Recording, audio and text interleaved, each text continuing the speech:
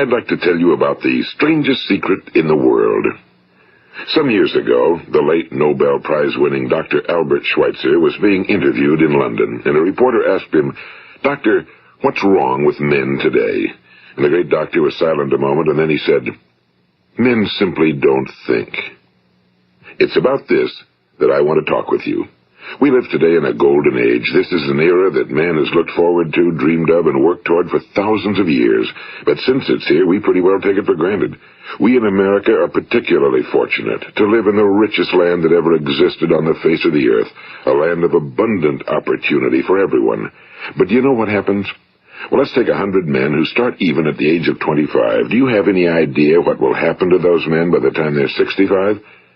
These 100 men who all start even at the age of 25 believe they're going to be successful. If you ask any one of these men if he wanted to be a success, he'd tell you he did. And you'd notice that he was eager toward life, that there was a certain sparkle to his eye, an erectness to his carriage, and life seemed like a pretty interesting adventure to him. But by the time they're 65, 1 will be rich. 4 will be financially independent. 5 will still be working. 54 will be broke. Now think a moment. Out of the 100, only 5 make the grade. Now why do so many fail? What has happened to the sparkle that was there when they were 25? What's become of the dreams, the hopes, the plans? And why is there such a large disparity between what these men intended to do and what they actually accomplished?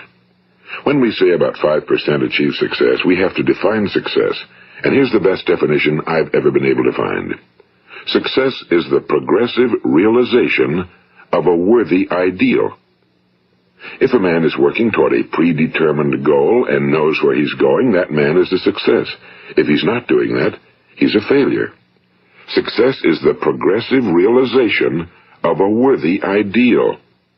Rollo May, the distinguished psychiatrist, wrote a wonderful book called Man's Search for Himself. And in this book he says, the opposite of courage in our society is not cowardice.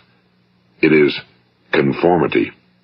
And there you have the trouble today. It's conformity, people acting like everyone else without knowing why, without knowing where they're going. Now think of it. In America right now, there are over 18 million people 65 years of age and older. And most of them are broke. They're dependent on someone else for life's necessities. Now, we learn to read by the time we're 7. We learn to make a living by the time we're 25. Usually by that time, we're not only making a living, we're supporting a family. And yet by the time we're 65, we haven't learned how to become financially independent in the richest land that has ever been known. Why? We conform. And the trouble is that we're acting like the wrong percentage group, the 95 who don't succeed. Now, why do these people conform? Well, they really don't know. These people believe that their lives are shaped by circumstances, by things that happen to them, by exterior forces. They're outer-directed people. A survey was made one time that covered a lot of men, working men, and these men were asked, "Why do you work? Why do you get up in the morning?" 19 out of 20 had no idea. If you ask them, they'll say, well, everyone goes to work in the morning, and that's the reason they do it, because everyone else is doing it. Now let's get back to our definition of success. Who succeeds? The only person who succeeds is the person who is progressively realizing a worthy ideal. He's the person who says, I'm going to become this, and then begins to work toward that goal. I'll tell you who the successful people are. A success is the school teacher who's teaching school because that's what he or she wants to do. The success is the woman who's a wife and mother because she wanted to become a wife and mother and is doing a good job of it. The success is the man who runs the corner gas station because that was his dream. That's what he wanted to do. The success is the successful salesman who wants to become a top-notch salesman and grow and build with his organization. A success is anyone who is doing deliberately a predetermined job because that's what he decided to do deliberately. But only 1 out of 20 does that. That's why today there isn't really any competition unless we make it for ourselves. Instead of competing, all we have to do is create. You know, for 20 years I looked for the key which would determine what would happen to a human being. Was there a key I wanted to know which would make the future a promise that we could foretell to a large extent? Was there a key that would guarantee a person's becoming successful if he only knew about it and knew how to use it? Well, there is such a key, and I've found it. Have you ever wondered why so many men work so hard and honestly without ever achieving anything in particular, and others don't seem to work hard and yet seem to get everything? They seem to have the magic touch. You've heard them say that about someone. Everything he touches turns to gold. And have you ever noticed that a man who becomes successful tends to continue to become successful? And on the other hand, have you noticed how a man who's a failure tends to continue to fail? Well, it's because of goals. Some of us have goals, some don't. People with goals succeed because they know where they're going. It's that simple. Think of a ship leaving a harbor, and think of it with the complete voyage mapped out and planned. The captain and crew know exactly where it's going and how long it'll take. It has a definite goal. Now, 9,999 times out of 10,000, it will get to where it started out to get. Now, let's take another ship, just like the first, only let's not put a crew on it or a captain at the helm. Let's give it no aiming point, no goal, no destination. We just start the engines and let it go. I think you'll agree with me that if it gets out of the harbor at all, it will either sink or wind up on some deserted beach, a derelict. It can't go anyplace because it has no destination and no guidance, and it's the same with a human being. Take the salesman, for example. There's no other person in the world today with the future of a good salesman. Selling is the world's highest-paid profession, if we're good at it and if we know where we're going. Every company needs top-notch salesmen, and they reward those men. The sky's the limit for them. But how many can you find? Someone once said the human race is fixed, not to prevent the strong from winning, but to prevent the weak from losing. The American economy today can be likened to a convoy in time of war. The entire economy is slowed down to protect its weakest link, just as the convoy had to go at the speed that would permit its slowest vessel to remain in formation. That's why it's so easy to make a living today. It takes no particular brains or talent to make a living and support a family today. So we have a plateau of so-called security, if that's what a person's looking for. But we do have to decide how high above this plateau we want to aim. Now let's get back to the strangest secret in the world, the story that I wanted to tell you today. Why do men with goals succeed in life and men without them fail? Well, let me tell you something which, if you really understand it, will alter your life immediately. If you understand completely what I'm going to tell you from this moment on, your life will never be the same again. You will suddenly find that good luck just seems to be attracted to you. The things you want just seem to fall in line, and from now on you won't have the problems, the worries, the gnawing lump of anxiety that perhaps you've experienced before. Doubt, fear, well, they'll be things of the past. Here's the key to success and the key to failure. We become what we think about. Now let me say that again. We become what we think about. Throughout all history, the great wise men and teachers, philosophers and prophets have disagreed with one another on many different things. It's only on this one point that they are in complete and unanimous agreement. Listen to what Marcus Aurelius, the great Roman emperor, said. A man's life is what his thoughts make of it. Disraeli said this, everything comes if a man will only wait. I've brought myself by long meditation to the conviction that a human being with a settled purpose must accomplish it, and that nothing can resist a will that will stake even existence for its fulfillment. Ralph Waldo Emerson said this, a man is what he thinks about all day long. William James said, the greatest discovery of my generation is that human beings can alter their lives by altering their attitudes of mind. And he also said, we need only in cold blood act as if the thing in question were real, and it will become infallibly real by growing into such a connection with our life that it will become real. It will become so knit with habit and emotion that our interest in it will be those which characterize belief. And he also said, if you only care enough for a result, you will almost certainly attain it. If you wish to be rich, you will be rich. If you wish to be learned, you will be learned. If you wish to be good, you will be good. Only you must then really wish these things and wish them exclusively, and not wish at the same time 100 other incompatible things just as strongly. In the Bible, you read in Mark 9:23, if thou canst believe, all things are possible to him that believeth. My old friend Dr. Norman Vincent Peale put it this way, this is one of the greatest laws in the universe. Fervently do I wish I had discovered it as a very young man.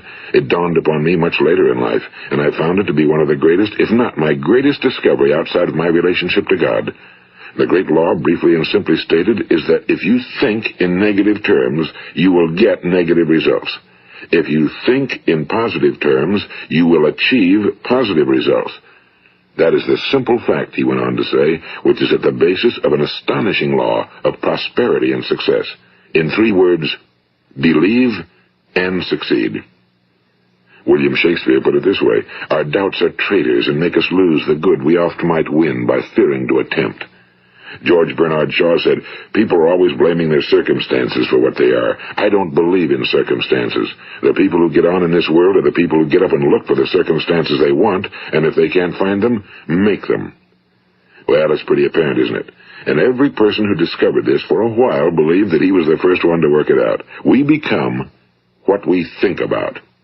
Now, it stands to reason that a person who's thinking about a concrete and worthwhile goal is going to reach it, because that's what he's thinking about, and we become what we think about.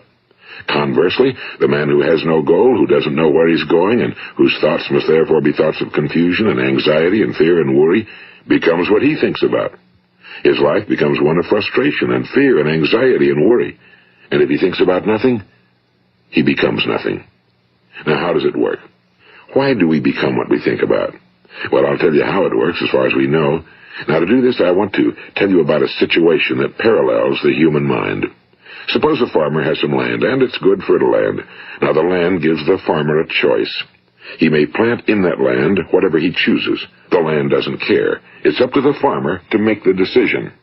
Now, remember, we're comparing the human mind with the land because the mind, like the land, doesn't care what you plant in it. It will return what you plant, but it doesn't care what you plant. Now let's say that the farmer has 2 seeds in his hand. One is a seed of corn, the other is nightshade, a deadly poison. He digs 2 little holes in the earth and he plants both seeds, one corn, the other nightshade. He covers up the holes, waters, and takes care of the land, and what will happen? Invariably the land will return what's planted. As it's written in the Bible, as ye sow, so shall ye reap. Now remember, the land doesn't care. It'll return poison in just as wonderful abundance as it will corn. So up come the 2 plants, one corn, one poison. Now, the human mind is far more fertile, far more incredible and mysterious than the land, but it works the same way. It doesn't care what we plant.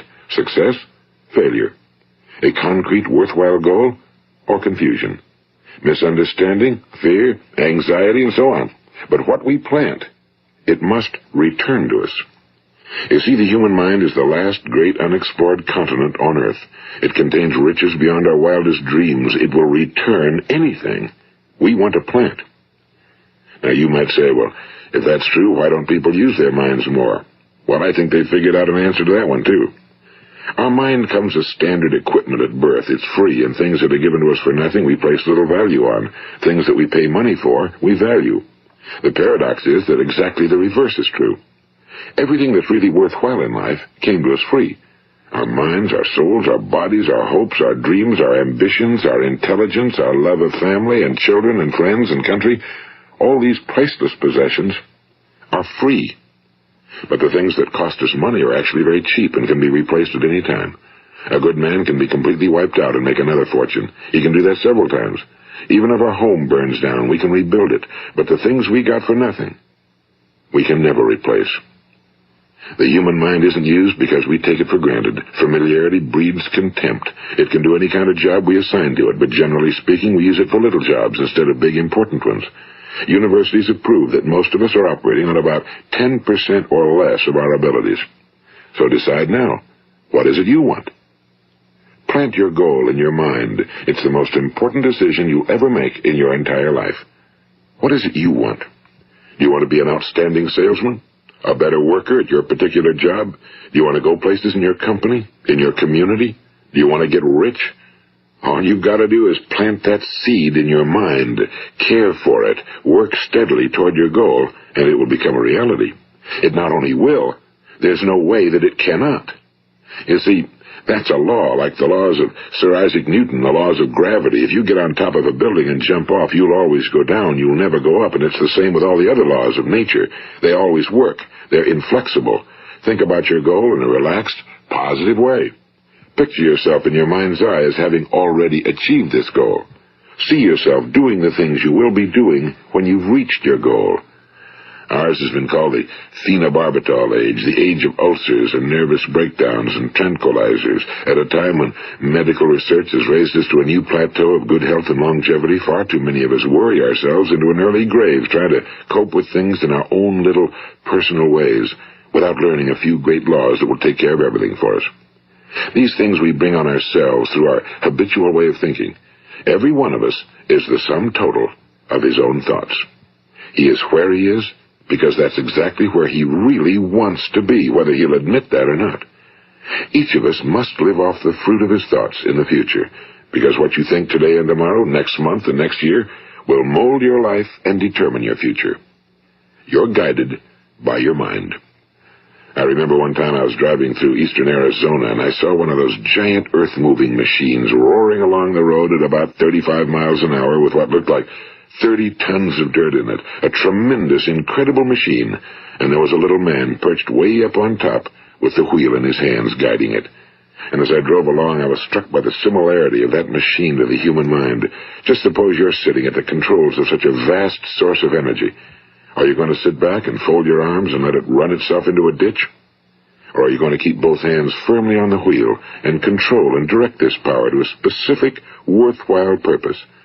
It's up to you. You're in the driver's seat. You see, the very law that gives us success is a two-edged sword. We must control our thinking. The same rule that can lead a man to a life of success, wealth, happiness, and all the things he ever dreamed of for himself and his family. That very same law can lead him into the gutter. It's all in how he uses it, for good or for bad. This is the strangest secret in the world. Now, why do I say it's strange, and why do I call it a secret? Actually, it isn't a secret at all. It was first promulgated by some of the earliest wise men, and it appears again and again throughout the Bible, but very few people have learned it, understand it. That's why it's strange, and why for some equally strange reason it virtually remains a secret. I believe that you could go out and walk down the main street of your town and ask one man after another what the secret of success is, and you probably wouldn't run into one man in a month who could tell you. Now, this information is enormously valuable to us if we really understand it and apply it. It's valuable to us not only for our own lives, but the lives of those around us, our families, employees, associates, and friends. Life should be an exciting adventure. It should never be a bore. A man should live fully, be alive. He should be glad to get out of bed in the morning. He should be doing a job he likes to do because he does it well. One time I heard Grove Patterson, the great late editor-in-chief of the Toledo Daily Blade, make a speech, and as he concluded his speech, he said something I've never forgotten. He said, "My years in the newspaper business have convinced me of several things. Among them, that people are basically good, and that we came from someplace, and we're going someplace. So we should make our time here an exciting adventure. The architect of the universe didn't build a stairway leading nowhere." And the greatest teacher of all, the carpenter from the plains of Galilee, gave us the secret time and time again. As ye believe, so shall it be done unto you. I've explained the strangest secret in the world and how it works. Now, on this side, I want to explain how you can prove to yourself the enormous returns possible in your own life by putting this secret to a practical test. I want you to make a test that will last 30 days. It isn't going to be easy, but if you'll give it a good try, it will completely change your life for the better. Now, back in the 17th century, Sir Isaac Newton, the English mathematician and natural philosopher, gave us some natural laws of physics which apply as much to human beings as they do to the movement of bodies in the universe. And one of these laws is that for every action, there is an equal and opposite reaction. Simply stated, as it applies to you and me, it means we can achieve nothing without paying the price. The results of your 30-day experiment will be in direct proportion to the effort you put forth. To be a doctor, you must pay the price of long years of difficult study. To be successful in selling, and remember that each of us succeeds to the extent of his ability to sell. Selling our families on our ideas, selling education in schools, selling our children on the advantages of living the good and honest life, selling our associates and employees on the importance of being exceptional people. To, of course, the profession of selling itself. But to be successful in selling our way to the good life, we must be willing to pay the price. Now, what is that price? Well, it's many things. First, it's understanding emotionally, as well as intellectually, that we literally become what we think about, that we must control our thoughts if we're to control our lives. It's understanding fully that as ye sow, so shall ye reap. Second, it's cutting away all fetters from the mind and permitting it to soar as it was divinely designed to do. It's the realization that your limitations are self-imposed and that the opportunities for you today are enormous beyond belief. It's rising above narrow-minded pettiness and prejudice. And third, it's using all your courage to force yourself to think positively on your own problem, to set a definite and clearly defined goal for yourself, to let your marvelous mind think about your goal from all possible angles, to let your imagination speculate freely upon many different possible solutions, to refuse to believe that there are any circumstances sufficiently strong to defeat you in the accomplishment of your purpose, to act promptly and decisively when your course is clear, and to keep constantly aware of the fact that you are, at this moment, standing in the middle of your own acres of diamonds, as Russell Conwell used to point out. And fourth, save at least 10% of every dollar you earn. It's also remembering that no matter what your present job, it has enormous possibilities, if you're willing to pay the price.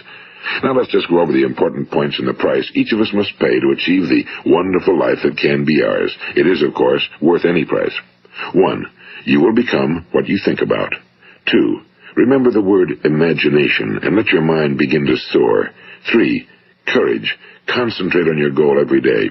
4. Save 10% of what you earn. And 5. Action. Ideas are worthless unless we act on them. Now, I'll try to outline the 30-day test I want you to make. Keep in mind that you have nothing to lose by making this test and everything you could possibly want to gain. There are two things that may be said of everyone. Each of us wants something, and each of us is afraid of something. I want you to write on a card what it is you want more than anything else. It may be more money. Perhaps you'd like to double your income or make a specific amount of money. It may be a beautiful home. It may be success at your job. It may be a particular position in life. It could be a more harmonious family. Each of us wants something. Now write down on your card specifically what it is you want. Make sure it's a single goal and clearly defined. You needn't show it to anyone, but carry it with you so that you can look at it several times a day. Think about it in a cheerful, relaxed, positive way each morning when you get up, and immediately you have something to work for, something to get out of bed for, something to live for. Look at it every chance you get during the day and just before going to bed at night. And as you look at it, remember that you must become what you think about, and since you're thinking about your goal, you realize that soon it will be yours. In fact, it's yours really the moment you write it down and begin to think about it. Look at the abundance all around you as you go about your daily business. You have as much right to this abundance as any other living creature. It's yours for the asking. Now we come to the difficult part. Difficult because it means the formation of what is probably a brand new habit, and new habits are not easily formed. Once formed, however, it will follow you for the rest of your life. Stop thinking about what it is you fear. Each time a fearful or negative thought comes into your consciousness, replace it with a mental picture of your positive and worthwhile goal. And there will come times when you'll feel like giving up. It's easier for a human being to think negatively than positively. That's why only 5% are successful. You must begin now to place yourself in that group. For 30 days, you must take control of your mind. It will think about only what you permit it to think about. Each day for this 30-day test, do more than you have to do. In addition to maintaining a cheerful, positive outlook, give of yourself more than you've ever done before. Do this knowing that your returns in life must be in direct proportion to what you give. The moment you decide on a goal to work toward, you're immediately a successful person. You are then in that rare and successful category of people who know where they're going. Out of every 100 people, you belong to the top 5. Don't concern yourself too much with how you're going to achieve your goal. Leave that completely to a power greater than yourself. All you have to do is know where you're going. The answers will come to you of their own accord and at the right time. Remember these words from the Sermon on the Mount, and remember them well. Keep them constantly before you this month of your test. Ask, and it shall be given you. Seek, and ye shall find. Knock, and it shall be opened unto you. For every one that asketh receiveth, and he that seeketh findeth, and to him that knocketh it shall be opened. It's as marvelous and as simple as that. In fact, it's so simple that in our seemingly complicated world, it's difficult for an adult to understand that all he needs is a purpose and faith. For 30 days, Do your very best. If you're a salesman, go at it as you've never done before, not in a hectic fashion, but with the calm, cheerful assurance that time well spent will give you the abundance in return you deserve and want.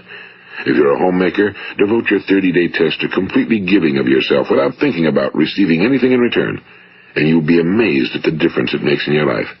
No matter what your job, do it as you've never done it before for 30 days. And if you've kept your goal before you every day, you'll wonder and marvel at this new life you've found. Dorothea Brand, the outstanding editor and writer, discovered it for herself and tells about it in her fine book, Wake Up and Live. Her entire philosophy is reduced to the words, act as though it were impossible to fail. She made her own test with sincerity and faith, and her entire life was changed to one of overwhelming success. Now, you make your test for 30 full days. Don't start your test until you've made up your mind to stick with it. You see, by being persistent, you're demonstrating faith. Persistence is simply another word for faith. If you didn't have faith, you'd never persist. If you should fail during your first 30 days, by that I mean suddenly find yourself overwhelmed by negative thoughts, you've got to start over again from that point and go 30 more days. Gradually, your new habit will form until you find yourself one of that wonderful minority to whom virtually nothing is impossible. And don't forget the card. It's vitally important as you begin this new way of living. On one side of the card, write your goal, whatever it may be. On the other side, write the words we've quoted from the Sermon on the Mount.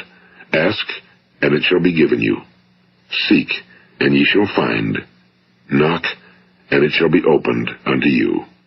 Nothing great was ever accomplished without inspiration. See that during these crucial first 30 days, your own inspiration is kept at a peak. And above all, don't worry. Worry brings fear, and fear is crippling. The only thing that can cause you to worry during your test is trying to do it all yourself. Know that all you have to do is hold your goal before you. Everything else will take care of itself. Remember also to keep calm and cheerful. Don't let petty things annoy you and get you off course. Now, since making this test is difficult, some will say, why should I bother? Well, look at the alternative. No one wants to be a failure. No one really wants to be a mediocre individual. No one wants a life constantly filled with worry and fear and frustration. Therefore, remember that you must reap that which you sow. If you sow negative thoughts, your life will be filled with negative things. If you sow positive thoughts, your life will be cheerful, successful, and positive. Now, gradually, you will have a tendency to forget what you've heard on this recording. Play it often. Keep reminding yourself of what you must do to form this new habit. Gather your whole family around at regular intervals and listen to what's been said here. You know, most men will tell you that they want to make money without understanding the law. The only people who make money work in a mint. The rest of us must earn money. This is what causes those who keep looking for something for nothing or a free ride to fail in life. The only way to earn money is by providing people with services or products which are needed and useful. We exchange our time and our product or service for the other man's money. Therefore, the law is that our financial return will be in direct proportion to our service. Now, success is not the result of making money. Making money is the result of success, and success is in direct proportion to our service. Most people have this law backwards. They believe that you're successful if you earn a lot of money. The truth is that you can only earn money after you're successful. It's like the story of the man who sat in front of the stove and said to it, "Give me heat, and then I'll add the wood." How many men and women do you know, or do you suppose there are today, who take the same attitude toward life? There are millions. We've got to put the fuel in before we can expect heat. Likewise, we've got to be of service first before we can expect money. Don't concern yourself with the money. Be of service. Build, work, dream, create. Do this, and you'll find there's no limit to the prosperity and abundance that will come to you. Prosperity, you know, is founded upon a law of mutual exchange. Any person who contributes to prosperity must prosper in turn himself. Sometimes the return will not come from those you serve, but it must come to you from someplace, because that's the law. For every action, there is an equal and opposite reaction. As you go daily through your 30-day test period, remember that your success will always be measured by the quality and quantity of service you render, and money is a yardstick for measuring this service.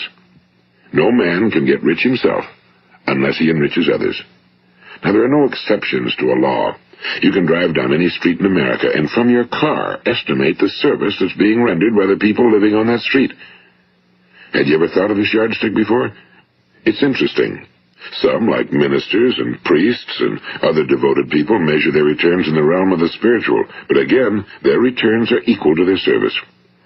Once this law is fully understood, any thinking person can tell his own fortune. If he wants more, he must be of more service to those from whom he receives his return. If he wants less, he has only to reduce his service. This is the price you must pay for what you want. If you believe you can enrich yourself by deluding others, you can end only by deluding yourself. It may take some time, but just as surely as you breathe, you'll get back what you put out. Don't ever make the mistake of thinking you can avert this. It's impossible. The prisons and the streets where the lonely walk are filled with people who tried to make new laws just for themselves. We may avoid the laws of man for a while, but there are greater laws that cannot be broken. An outstanding medical doctor recently pointed out 6 steps that will help you realize success. 1. Set yourself a definite goal. 2. Quit running yourself down. 3. Stop thinking of all the reasons why you cannot be successful and instead think of all the reasons why you can. 4. Trace your attitudes back through your childhood and try to discover where you first got the idea you couldn't be successful, if that's the way you've been thinking. 5. Change the image you have of yourself by writing out a description of the person you would like to be. And 6. Act the part of the successful person you have decided to become. The doctor who wrote those words is a noted West Coast psychiatrist, Dr. David Harold Fink. Do what the experts since the dawn of recorded history have told you must do. Pay the price by becoming the person you want to become. It's not nearly as difficult as living unsuccessfully. Make your 30-day test, then repeat it again, and each time it will become more a part of you until you'll wonder how you could ever have lived any other way. Live this new way, and the floodgates of abundance will open and pour over you more riches than you may have dreamed existed. Money? Yes, lots of it. But what's more important, you'll have peace. You'll be in that wonderful minority who lead calm, cheerful, successful lives. Start today. You have nothing to lose, but you have a whole life to win. This is Earl Nightingale, and thank you.